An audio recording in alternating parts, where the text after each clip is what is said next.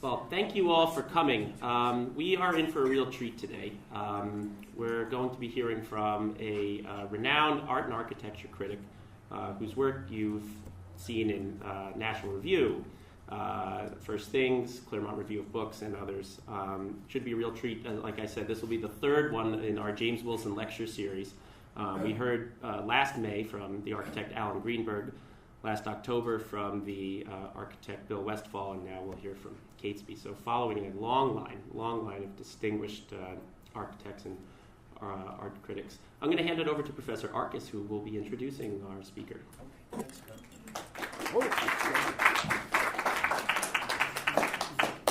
This feels like that Henny Youngman story about the guy calls the nightclub and says, "When does the show begin?" And the answer is, "When can you get here?" So everybody's here. We thought we might as well get this thing going. Well, thanks for coming. It's good to welcome friends, old and new. I was dipping into my files of pieces by Catesby. Then when I punched up his name in the computer, I brought up a reference to him that I had in a talk I'd done myself to the Churchill Society 10 years ago. I was recalling in that talk an article done by Catesby, highly critical, to put it mildly, of a design offered by Frank Gehry as a new wing for the Corcoran Gallery. The design was apparently hideous, rightly scrapped, and the poor judgment revealed in the selection reflected a museum and a director quite at sea about their own purposes and their mission. And Catesby then raised the question, how can a museological pudding without a theme define its identity and make it a prime Washington destination? Now, of course, I cited that line in the speech on Church because Catesby had obviously drawn on a famous line of Churchill's at dinner, "Waiter, pray take this pudding away, it has no theme." But that small gesture revealed something, I think, of the sensibility that Catesby brings to his craft as a critic of architecture. He brings also an understanding of the city, and by that I mean also he weaves in an understanding of the city as the polis, as the polity. So he's been quite attentive to structures of politics, not only here, but in Latin America as well. He did a piece for us in First Things a few months ago, in November 2014, on the attempt to put a monument in the place of the World Trade Center. It struck me, if you'll forgive me, I'm reading that piece again, that one of the opening paragraphs, I think, catches in a compressed way, I think, Catesby's sensibility, his style, his interests, and his acuity. So for me, for leading a wrong passage from that piece, where Catesby said, "The original World Trade Center was plopped down like an enormous dystopian incubus on the fine-grained urban fabric of lower Manhattan. Lest we forget, this district is a cradle of American civilization. George Washington's first inauguration took place a short walk from the World Trade Center on the porch of Pierre Charles L'Enfant's long-lost Federal Hall. Many monumental buildings are located in the vicinity: City Hall, the New York Stock Exchange, Trinity Church, St. Paul's Chapel, Cass Gilbert's soaring Woolworth Building, and magnificent former U.S. Customs House, just to name a few. In this setting, the World Trade Center, notorious for its sterile, meretricious twin towers and desolate, wind-ravaged plaza, raised above the surrounding streets, epitomized the post-war breakdown of American architecture. Like its predecessor, the New World Trade Center confronts us with a panorama in which structural engineering and gigantic dimensions have trumped civic art and the human scale. It too is unworthy of its historic surroundings. In a piece done a few years back in the Wall Street Journal in 2009, I found a piece I'd saved of Catesby, where he offered the most precise account of the structural problems that have beset now the modernist east wing of the National Gallery, the one done by I.M. Pei, who gave us in Boston the towers with the plywood windows. And in that piece, Catesby brought to bear, it was just remarkable because he's bringing to bear his knowledge of the engineering, of the materials and the mortars and the hooks and the fasteners and the things that hold that building together. He was born and raised in this town. He became one of a distinguished cluster of people who had a love-hate relation with Princeton. And like many of them, he contributed to the improvement of the place. For years later, in 1999, he did a piece for the magazine, Princeton Magazine, on what had been done in the modernist architecture the place had known over the previous 50 years, and that led to a real reaction among the alumni, who then supported the building of a new residential college in the Gothic style, the first one of that kind over 50 years. When he left Princeton as a student, he launched into a career of journalism. After leaving college, he spent most of the 80s as a correspondent in South America for the Cox papers. He had the occasion to visit many cities and towns in the region, see the traditional architectural settings there, and he was struck by the failure of the modernist counterparts. He returned to make his living in Washington, his hometown, living by his keyboard or his pen. He encountered the architectural historian Henry Hope Reed, who led him to another Gerald Jeffrey Scott's book on the architecture of humanism, and he was then drawn, at that point I gather, he was drawn into the argument over the modernist secession from the humanist tradition. Now, Catesby's concern for classicism in architecture offers a precise reflection of the concerns of this project of ours in the James Wilson Institute. And it shows itself in the rejection of historicism in architecture and jurisprudence, as well as in politics. We ask the question, the historicist perspective. We can know moral truths only in that historical epoch in which they're held. So when Lincoln said the founders articulated an abstract proposition applicable to all men and all times, that runs counter to the historicist understanding. In fact, I recalled a graduate student I met at Princeton 10 years ago. She told me, I said, what field? American, 19th century? I said, already where it out. Because I believe, as Lincoln said, it was a truth applicable to all men at all times. And she said, he thought it was true at the time. Right.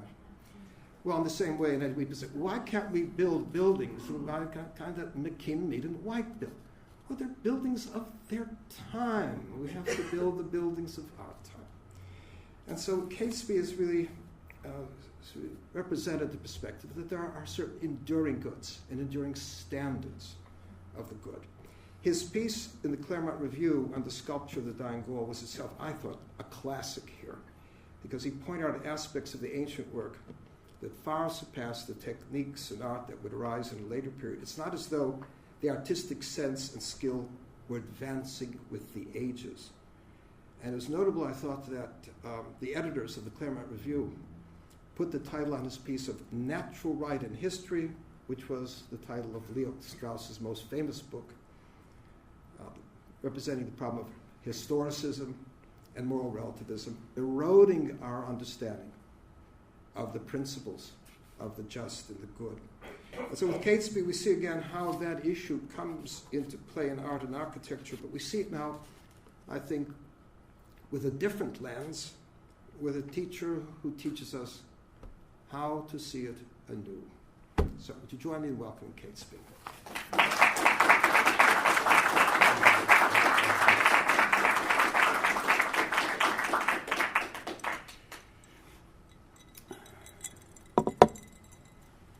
Thank you for that very gracious introduction. Can you hear me okay?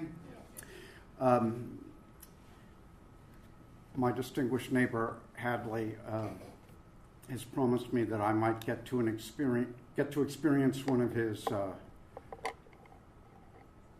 his recipe for the shank steak if I don't make a hash of this lecture. So I'm really under the gun.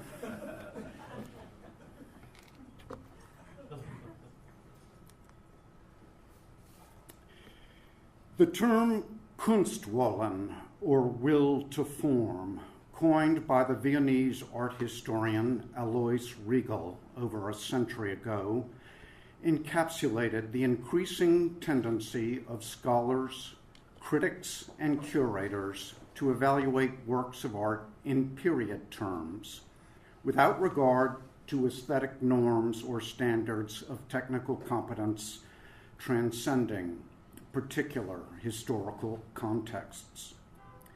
For Riegel, art history was a matter of changing modes of perception, changing conceptions of nature, changing artistic intentions. The underlying Hegelian credo was that each age must generate its own norms, otherwise the age could not express itself. There was some distinctly problematic racial theorizing in all this, but we won't get into that. For us, Riegel's significance is that he helped nurture the idea of art history as an ongoing process of changing artistic intentions, which should be evaluated on their own terms, period. The orthodoxy Riegel helped establish also opened the door to fulsome appreciation of art once regarded as bad or inferior. For example, that of late antiquity, or the art of Aboriginal cultures. Late antique art happened to be a specialty of Riegel's. Now, there's a lot we can learn from African sculpture or the cave paintings of France and Spain, or stylistically archaic sculpture from Egypt, Mesopotamia, and Greece, or the statuary and reliefs, mosaics, and frescoes produced under the later Roman Empire. The fact remains that the study and practice of art in the West have been drastically impoverished by a dearth of abiding standards of achievement. Those standards still lie in the classical tradition, which Kunstwollen helped knock off its pedestal. But that tradition needs to be understood not in terms of style, nor as a tidy set of conventions, but as a distinct way of seeing and recreating nature, and the human figure above all.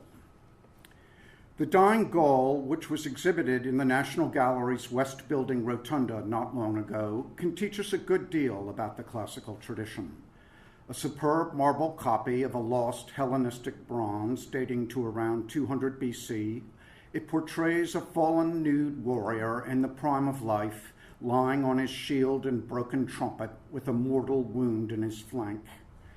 He props himself up on one arm, his other arm extended forward with the hand perched on his thigh, his head bent toward the ground.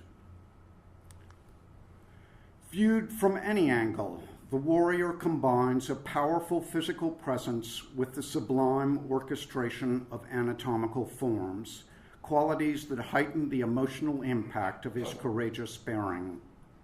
Agony is indicated only by the Gaul's bent head and the vigorous modeling of his furrowed brow. Energy suffuses his lithe body in defiance of death.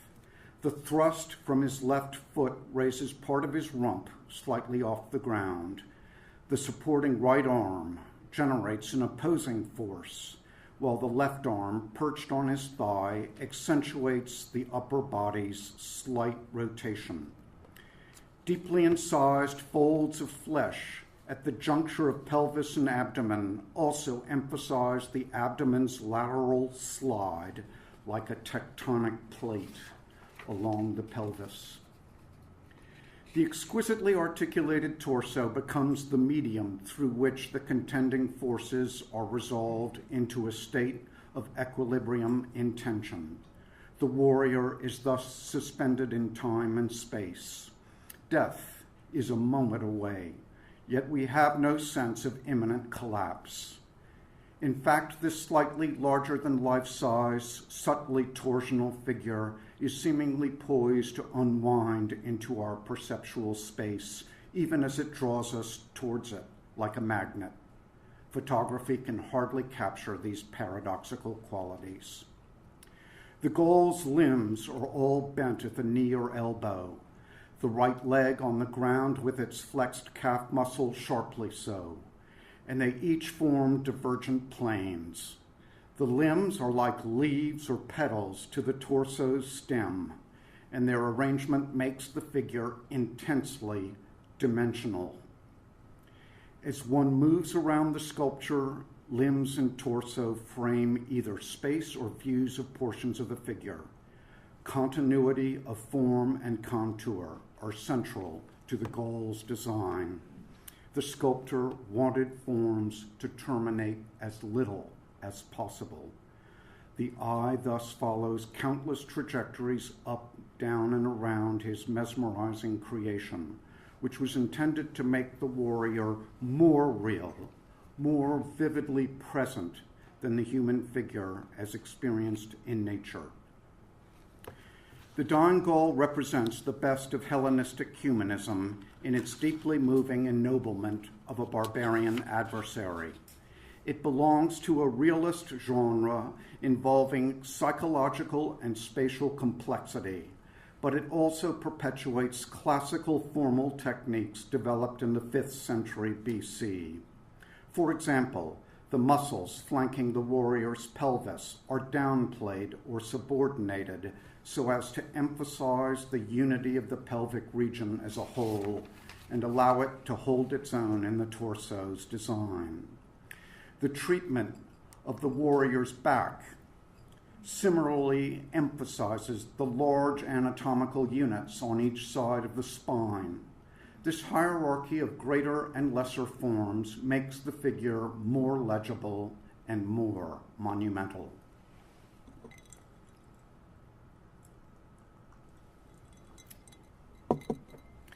The sculptor attained this formal clarity without sacrificing the structural complexity of the Gaul's body. While the anatomical shapes defining the sculpture's topography are not in any way simplified, he gauged formal and proportional relationships between them with immense skill in making the warrior read as a seamlessly integrated whole from any viewpoint. This majestic portrayal of greatness of spirit in the face of a cruel fate is thus a symphony in a minor key whose tragic grandeur unfolds for us in space and in time. Since ancient times, the Greek achievement in fine art has been taken to lie in its unprecedented naturalism. But as the dying Gaul attests, naturalism is only part of the story. Monumental sculpture emerged in ancient Egypt and elsewhere in the Near East as a pictorially rather than dimensionally oriented art. It presented a massive spectacle to the eye, but it was conceived quadrifrontally, like the facades of a building, not with the overriding focus on spatial continuity we've observed in the dying Gaul.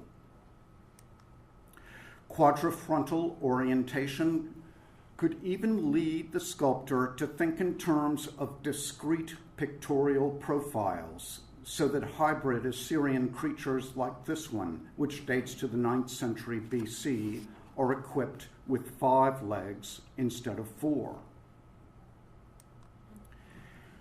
Art historians tell us the experience of Egyptian statuary inspired the Greeks' passion for monumental sculpture during the 7th century BC.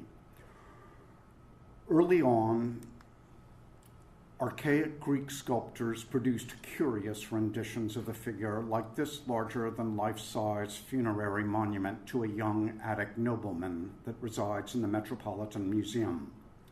The rigid pose is obviously derived from Egyptian work, but this ill-proportioned creature looks more like a Martian than a pharaoh.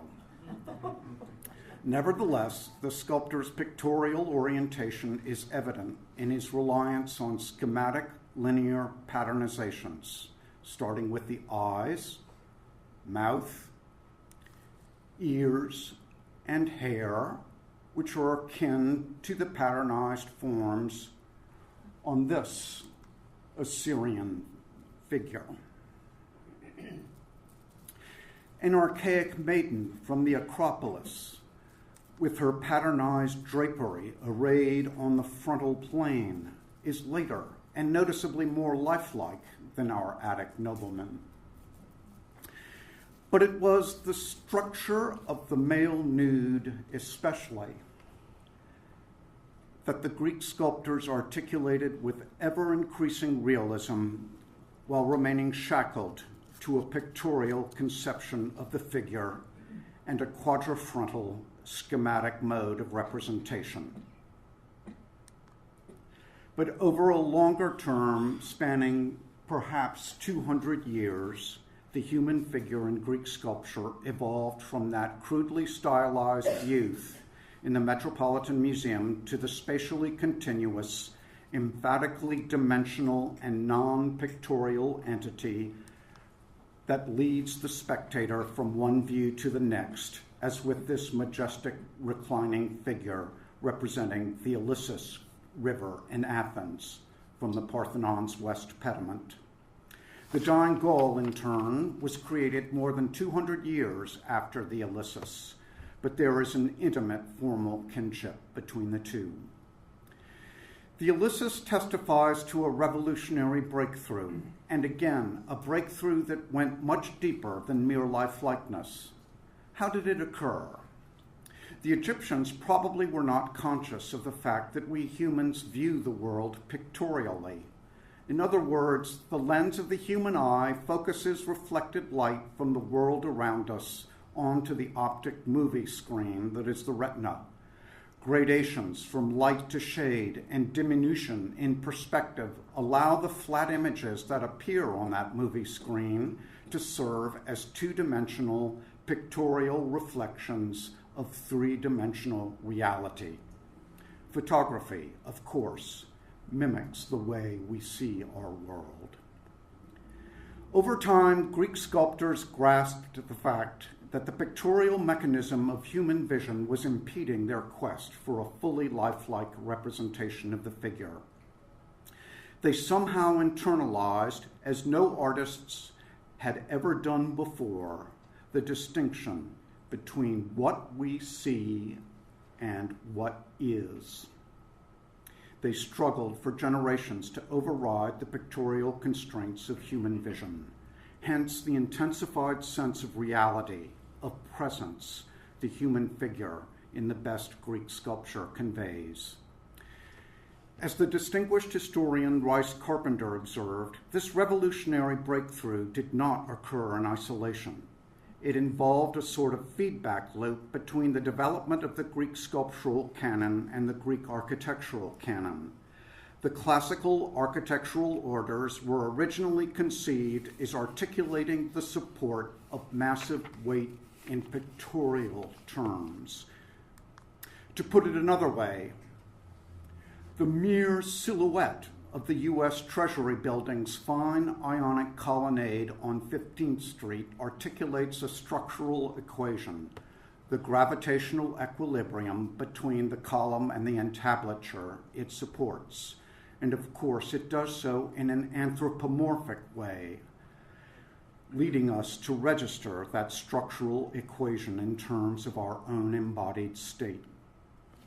The clear hierarchy of parts the classical orders manifest, starting with their clear division into base, shaft, and capital, and continuing on to the subordinate elements within each division, contributes to their legibility.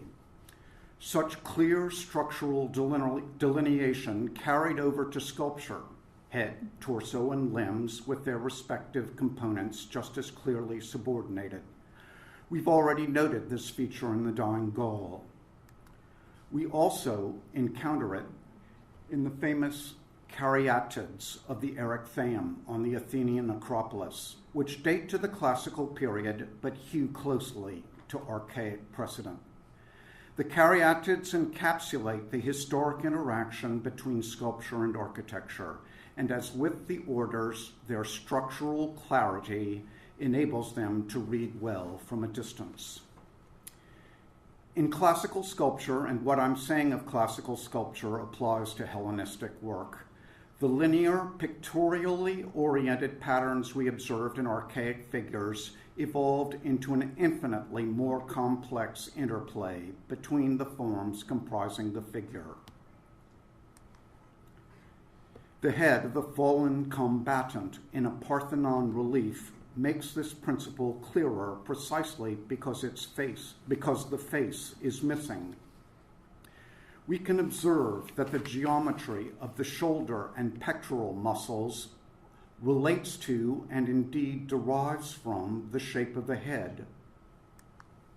The use of the head, abstractly conceived, that is, without eyes, nose, mouth, or ears, as a geometric matrix, applies to other parts of the figure, buttocks and knees, for example.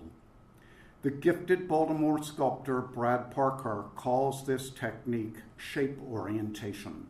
It demands enormous skill, not only because it involves subtle modulation of forms so derived, but also because it must enable the topography of the figure to express the figure's deep anatomical structure. Shape orientation is a cardinal source of the sense of organic unity Greek masterworks like the Dying Gaul convey. Classical drapery, for its part, is no longer a matter of intricate, pictorially oriented ornamental patterns as it is in archaic sculpture. Its sinuous lines of light and shade instead lead us around the figure in countless trajectories, intensifying our sense of its dimensional presence, as with these majestic goddesses from the Parthenon's east pediment. Increasingly sophisticated compositional techniques, basically revolving around multi-axial design, as with this Hellenistic crouching Venus in the Louvre, whose multiple alignments are evident even with the head, arms, and feet missing, virtually compel the spectator to experience the figure in the round instead of just standing in front of it to take in a static view. I've mentioned the feedback loop between classical sculpture and architecture, so I'd like to comment briefly on how this culminates at the Parthenon. Greek temples, of which the Parthenon is universally recognized as the greatest, were chiefly designed for external effect. Like archaic statues, they were quadrifrontal entities.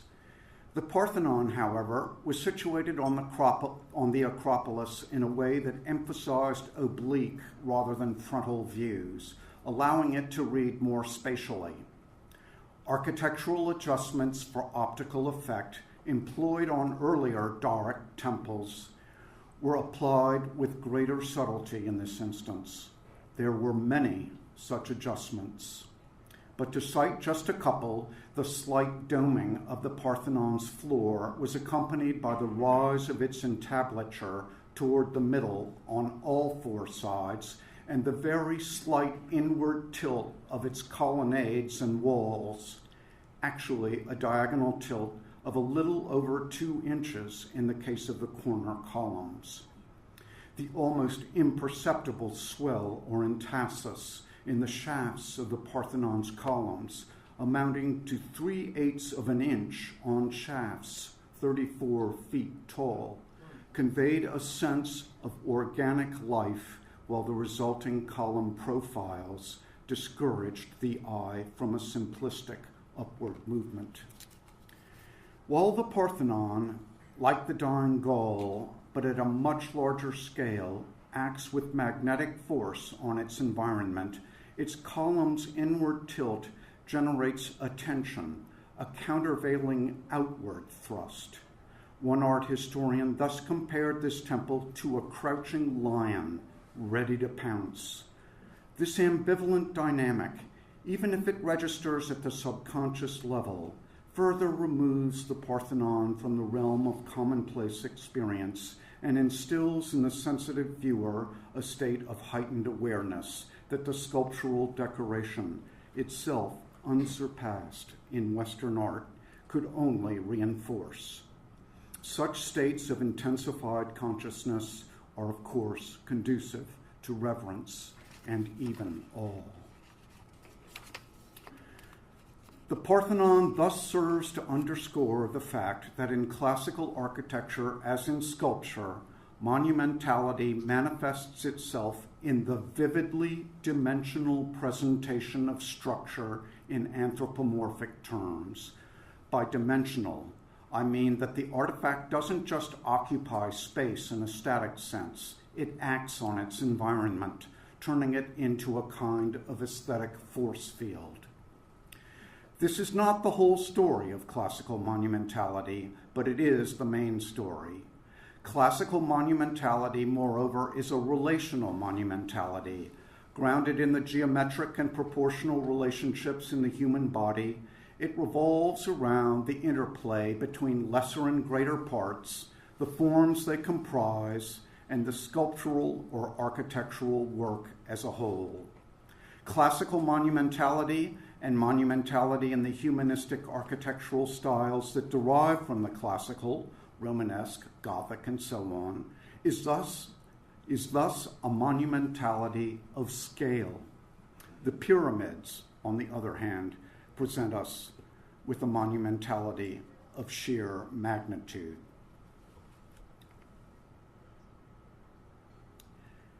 Greek sculpture of the classical and Hellenistic periods set a standard that Western art has never surpassed. That standard also stands apart from the fine art of any non-Western civilization precisely because of its uniquely unpictorial character. High-quality classical sculpture, mainly in the form of copies, continued to be produced well into the Roman imperial period. But the extremely high level of conceptual knowledge and manual skill it entailed couldn't be sustained indefinitely. And by the time of Constantine the Great, whose rather crudely rendered portrait we see here, sculpture had regressed dramatically. Sometimes, as with this head, late antique work bore a tenuous relationship to the tradition. Sometimes, as with this sculpture of the four Roman tetrarchs or imperial rulers who preceded Constantine, none at all. In both works, a dimensionally oriented method of representation has been supplanted by a more simplistic, pictorially oriented one, the artist's natural tendency given the mechanism of human vision. Of course, we're not supposed to speak of regression. Negative appraisal of another culture's Kunstwollen is bad form. Among other things, it calls into question the relativism that governs contemporary art historical scholarship.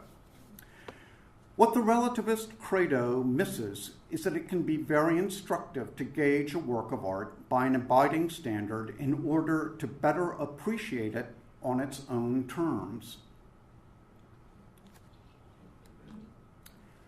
Byzantine sacred art is an excellent example. It represents a reaction against classicism no less radical, though far more culturally significant, than late antique art. But to really appreciate it, we need to understand the tradition it supplanted. It is no coincidence that hardly any of the bronze cult statues that set the standard for classical and Hellenistic art have come down to us. Many an irreplaceable masterpiece surely met its end at the hands of Christians who considered the visceral sense of presence it conveyed demonic.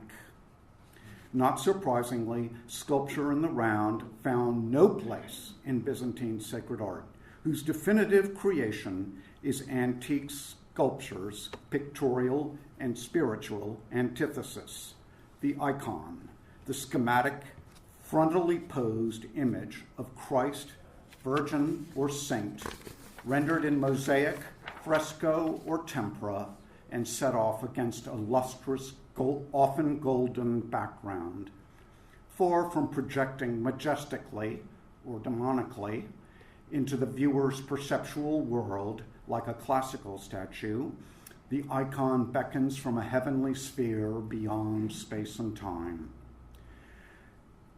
Though its flesh and drapery folds are modeled with the aid of light and shade, its form is defined mainly through linear patterns, as we see in this mosaic fragment from a Macedonian church showing the Apostle Andrew.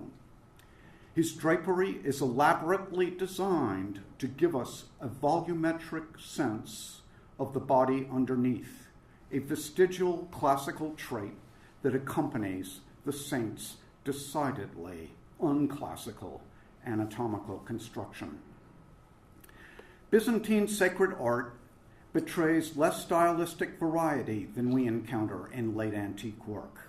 In many cases, the icon persisted from generation to generation as an unchanging hieratic type. Eventually, however, icons in the form of painted panels assumed greater pictorial complexity, with less static figures and more elaborate architectural or landscape settings, while still retaining much of their unnaturalistically schematic character. This icon dates to about 1400 and portrays the hospitality Abraham extended to his 3 visitors on the eve of Sodom and Gomorrah's destruction.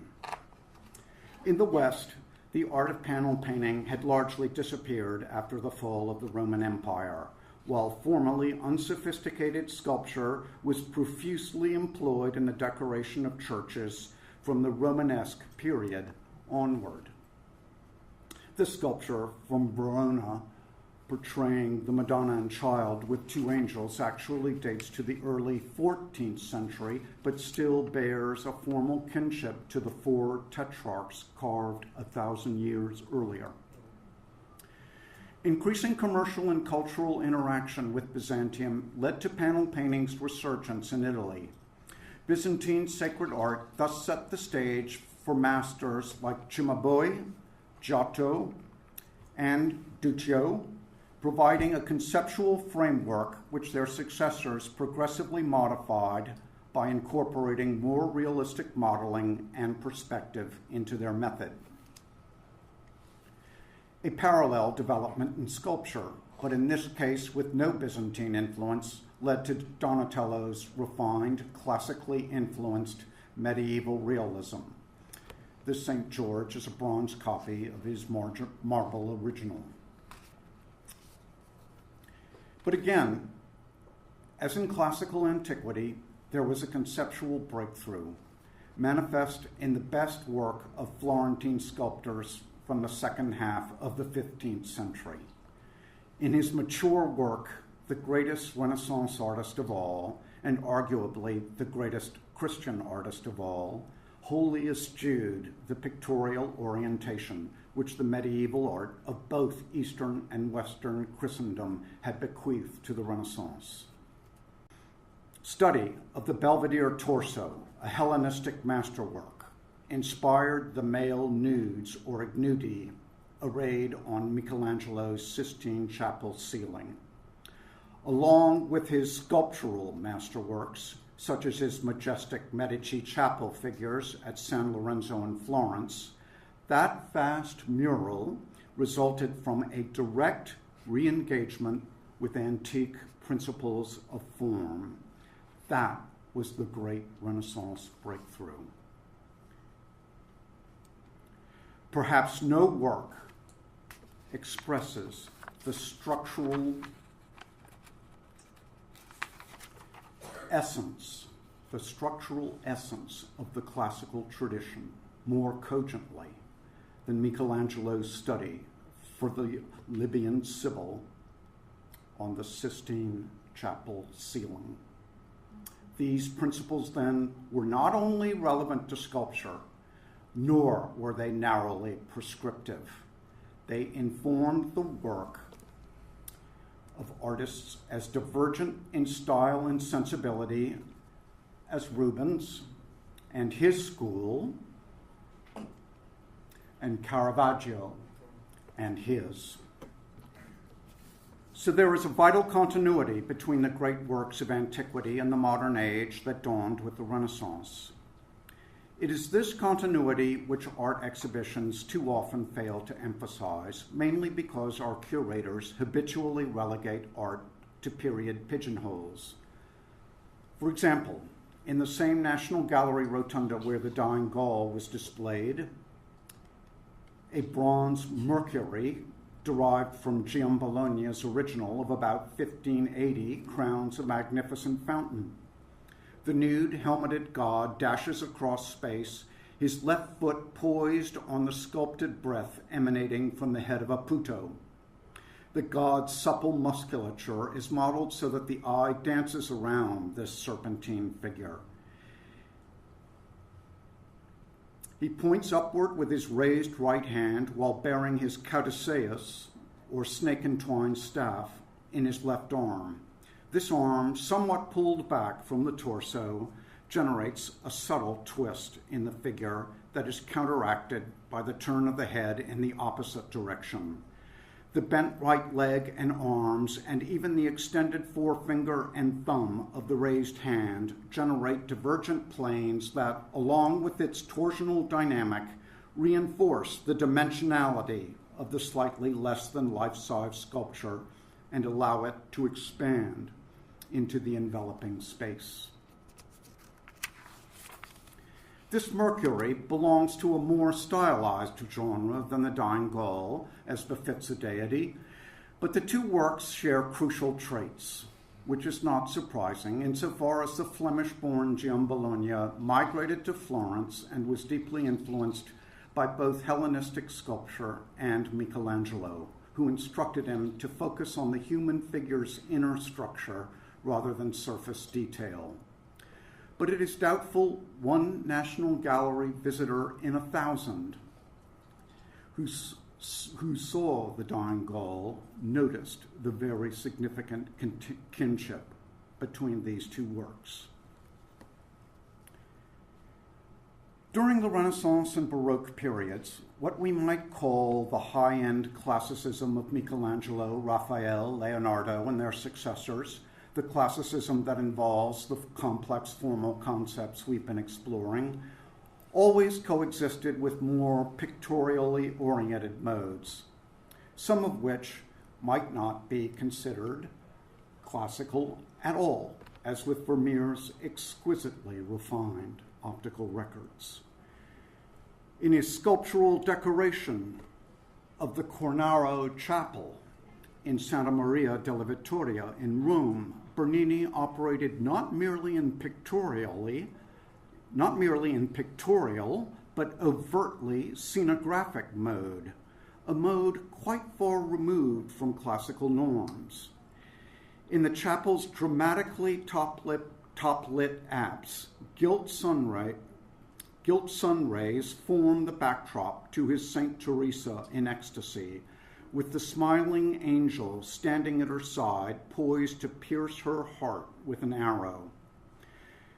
The Byzantine apostle Andrew we saw a few moments ago is wearing his vesture rather than vice versa.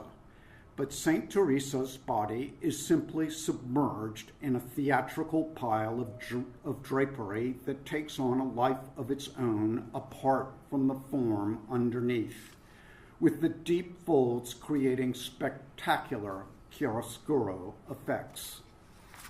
Only the saint's head, hands, and feet are exposed.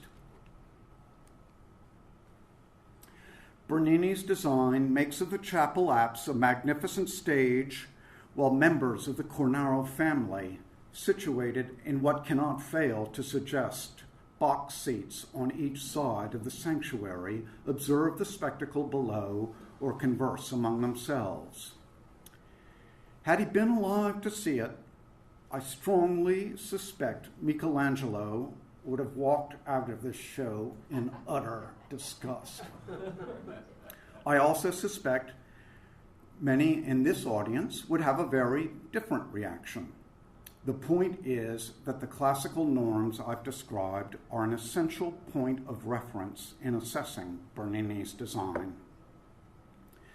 The classical tradition went into decline during the 19th century, but even so, America's greatest public monument Liberty enlightening the world falls squarely within the tradition. Frédéric Auguste Bartholdi was no Michelangelo, but he grasped essential aspects of classical design, and as a result, Lady Liberty cuts a remarkably dimensional figure.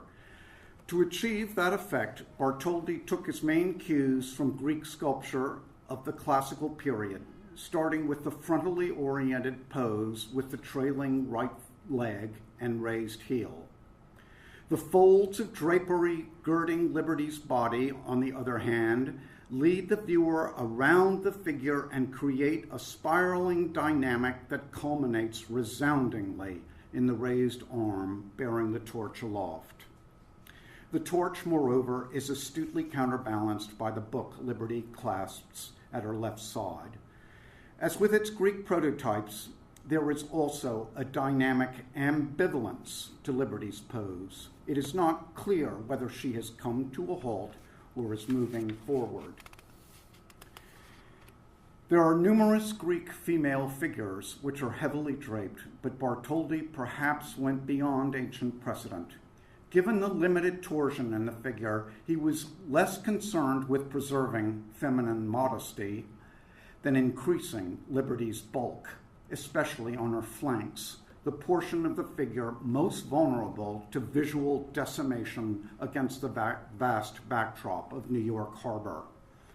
As a result, only limited indication of anatomical forms beneath Liberty's drapery, her breasts and right knee and lower leg, is provided. Given the tremendous challenge posed by the site, however, Bartholdi succeeded brilliantly. Liberty's contours read with great clarity, not only from the lower Manhattan shoreline, but from other distant vantage points as well.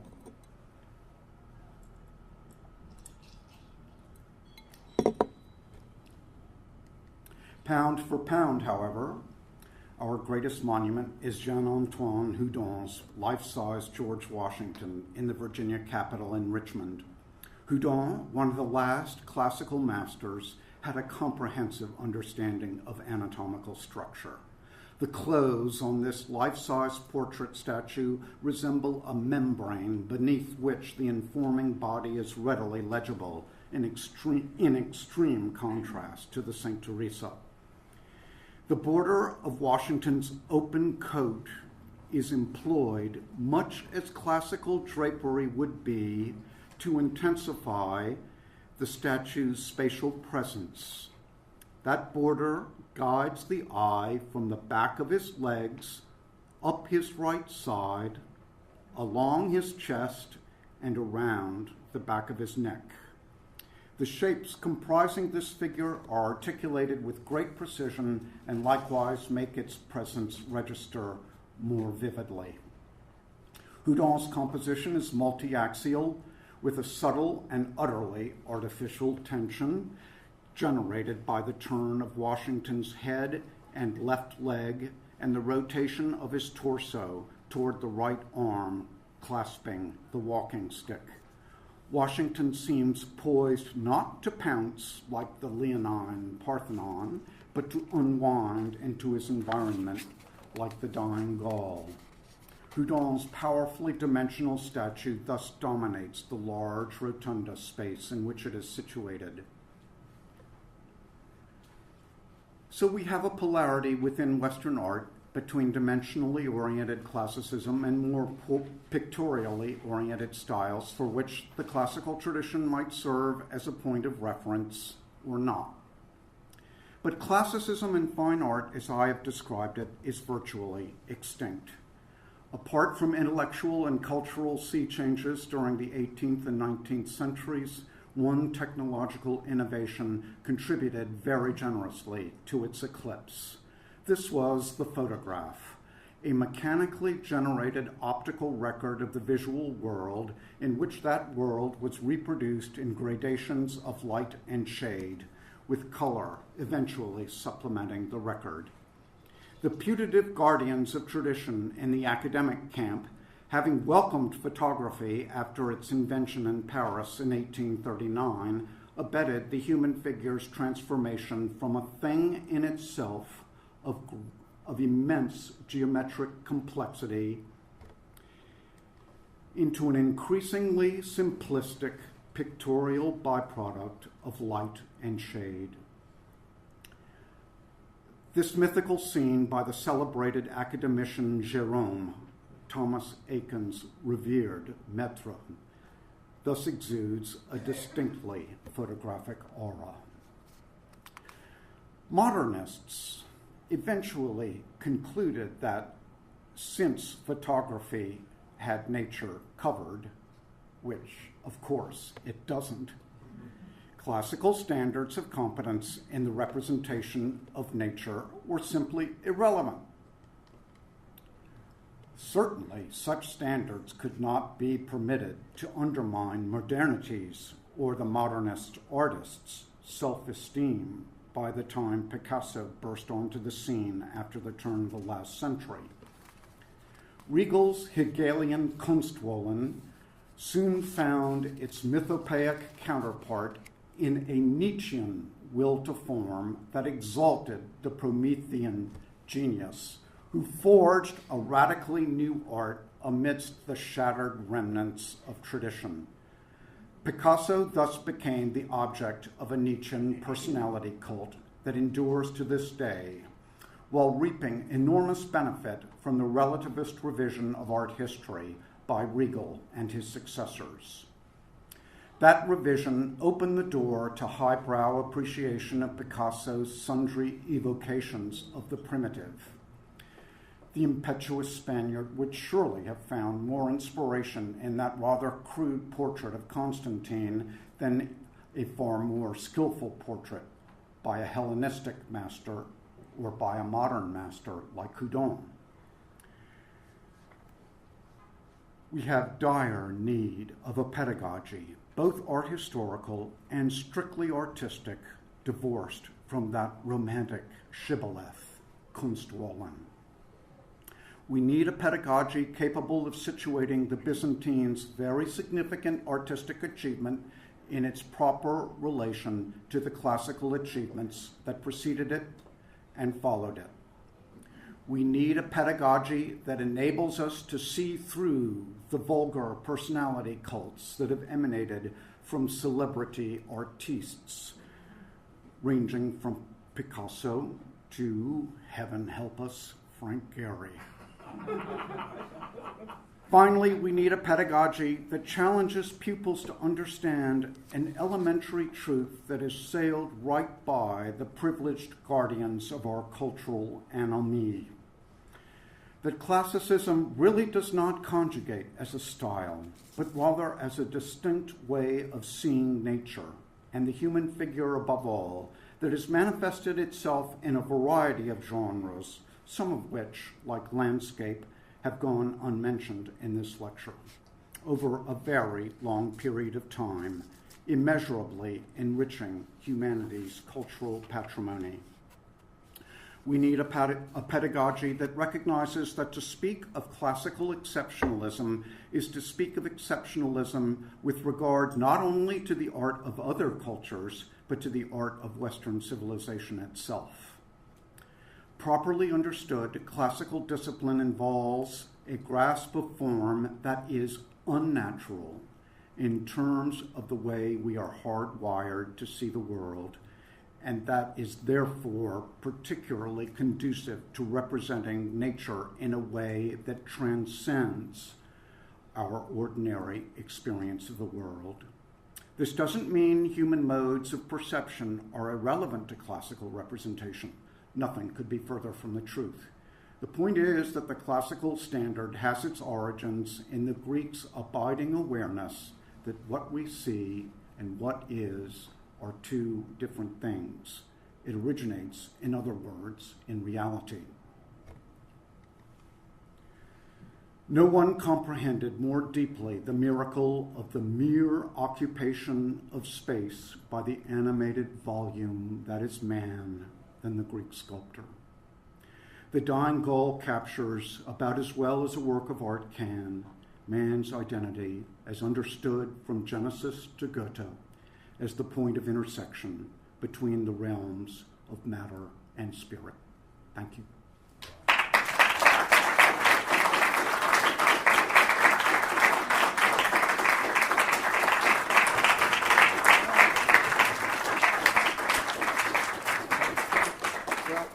As they said in Shakespeare in Love, that was wonderful.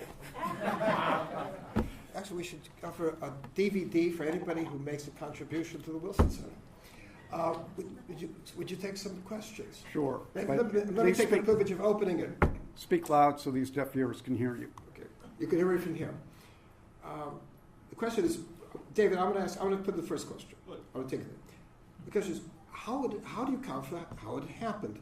In our field with moral and political philosophy, there's just a falling away. People forget the first premises, or the same with St. Paul, I know the law, but my members proceed from another law.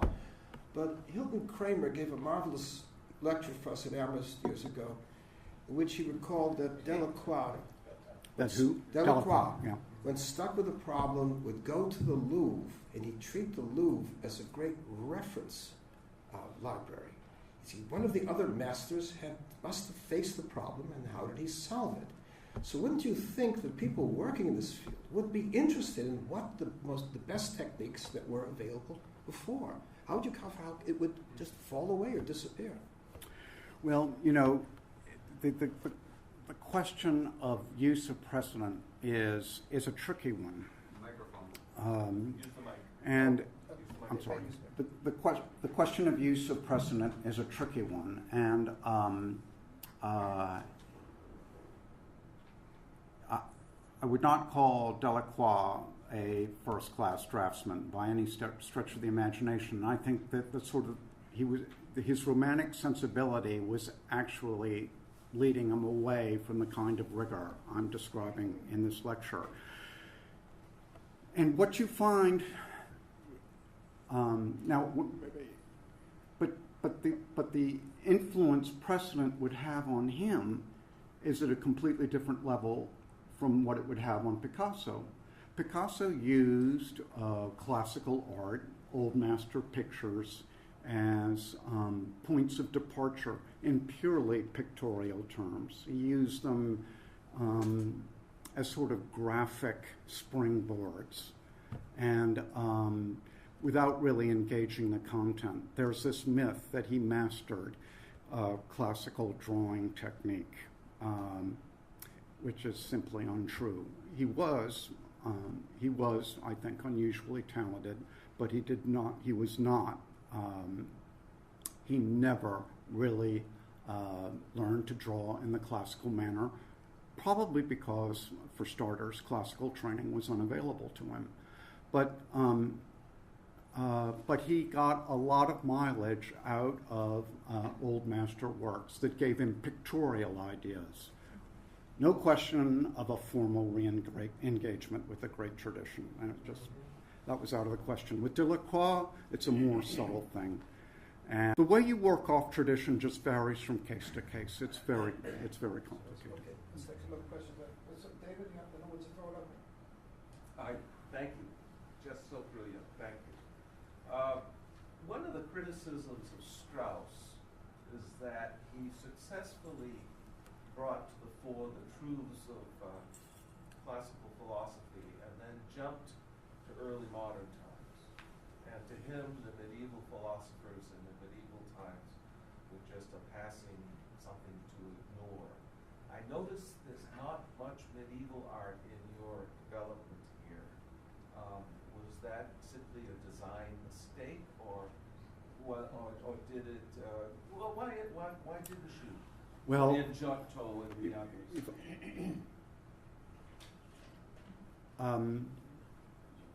Well, I think I tried to.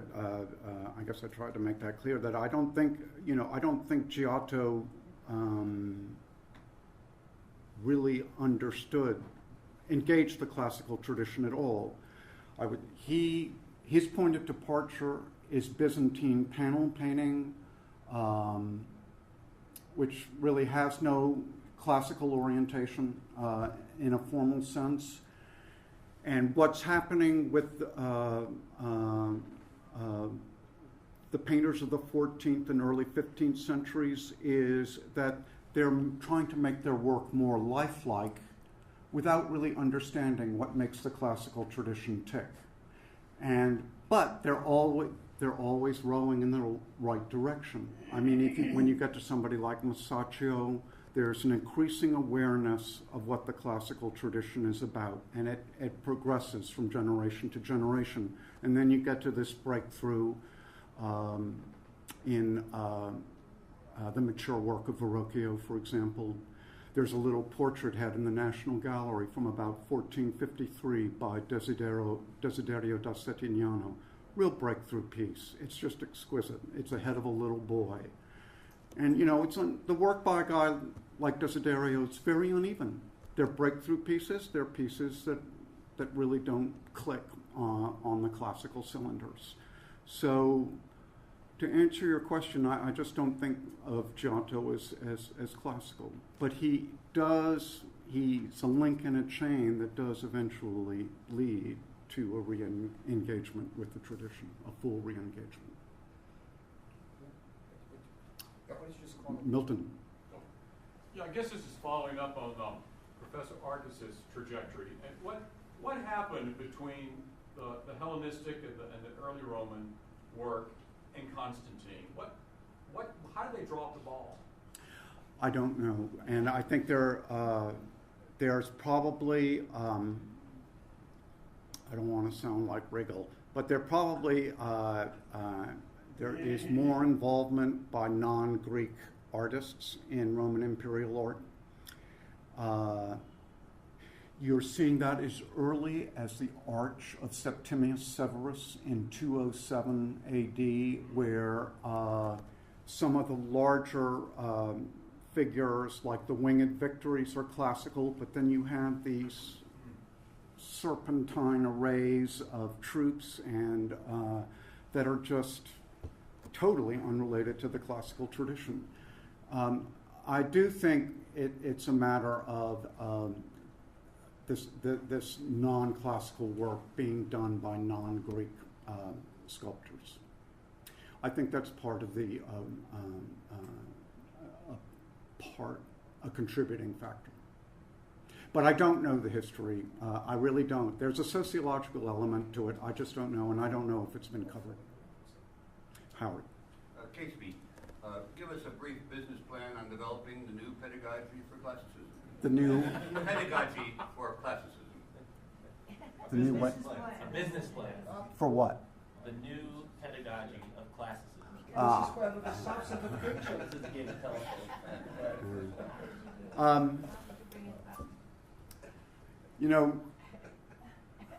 I think the architecture situation is better than the fine art situation. And I think the fine art situation is really tough. And this is an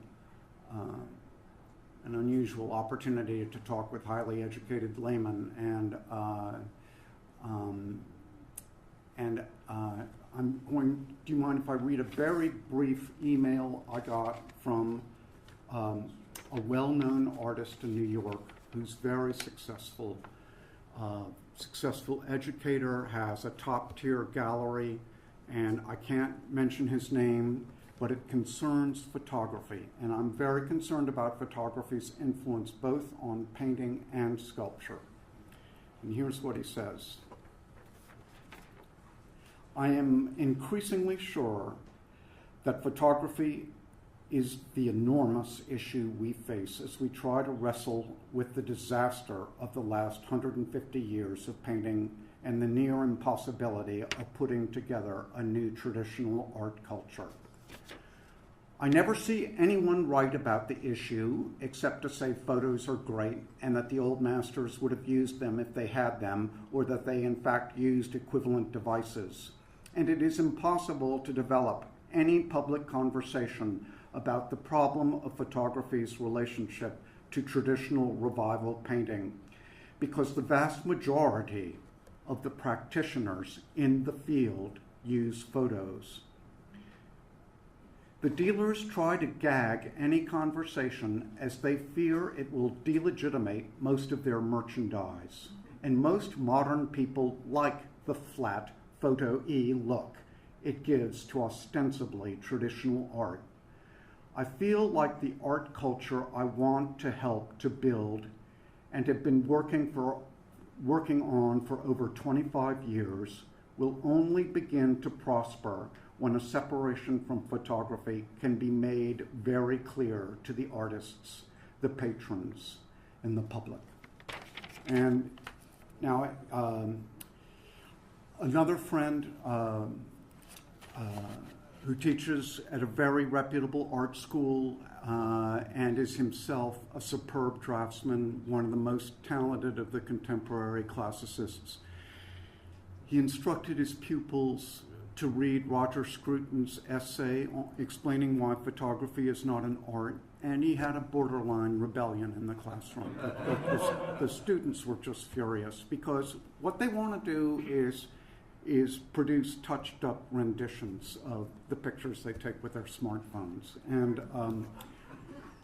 in sculpture, this carries over to a more tonal orientation where you're just thinking, you're thinking mainly about the surface, not the deep structure, and you're thinking about the gradations of tone, light to shade on the surface of the figure. You're not doing the geometry. And it's a huge issue. Milton? I'd be curious on your thoughts about a thought. George Weigel believes that the great heresy of our age is Gnosticism.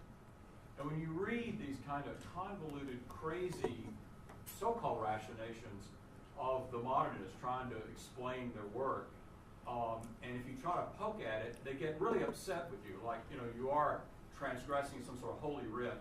It does seem like there's a kind of religious component, which maybe is Gnosticism in modern art. Do you think that's a valid observation?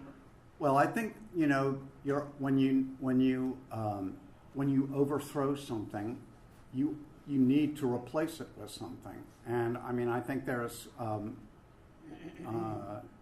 it's been said that man is incurably religious, and yeah, I think there's a lot of ersatz religion in modernism.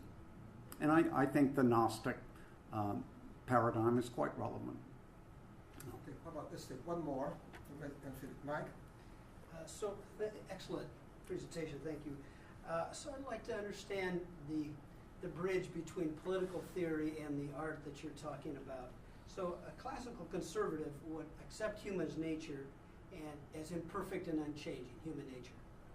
It seeks to balance order and liberty within the nature of man. And thus the fallen Gaul, the Statue of Liberty, deals with man as he is, both imperfect but also noble, or at least capable of nobility.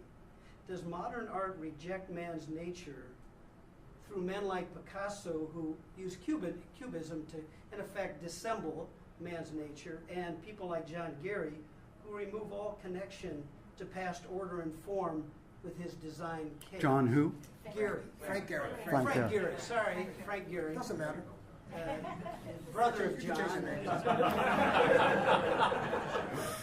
With his sort of design chaos. So is that a way to think about this, or is it simply that the photograph broke the artist's heart, and therefore everything became sort of abstraction because they can't duplicate the photograph itself? Wow. I have a hard time, unlike my friend Mr. Schubau, connecting art with politics. And I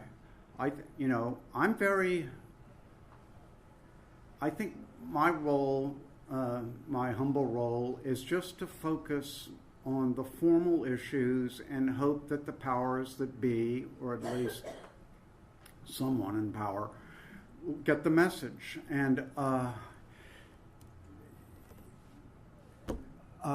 David was one of the last French artists who really knew what he was doing.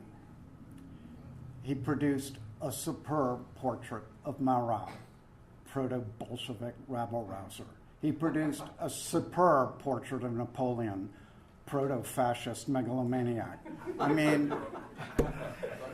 it's very so, but that doesn't mean a civilized polity doesn't want the benefit, the enrichment of what the tradition has to offer. That's all I can say. As I listen to you also, it seems to me that part of it is a moral falling away. That is the passion to do something new may override the interest in understanding what was so admirable and enduringly good in what came before. And the part it's just a reluctance to be educated. But in our field, we have to just read again the classic texts, and after they've disappeared from the memory of practitioners.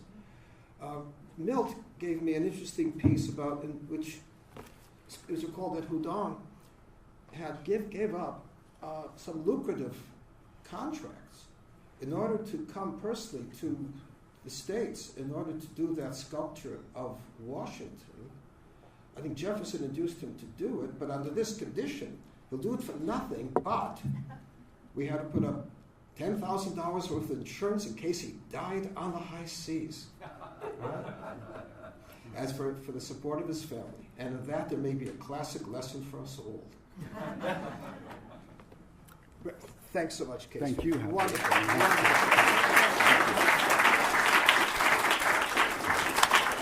Thank you, friends. We invite you to come on down to the library on the first floor where we'll be serving cocktails and where we can keep the conversation going. Thanks. Right.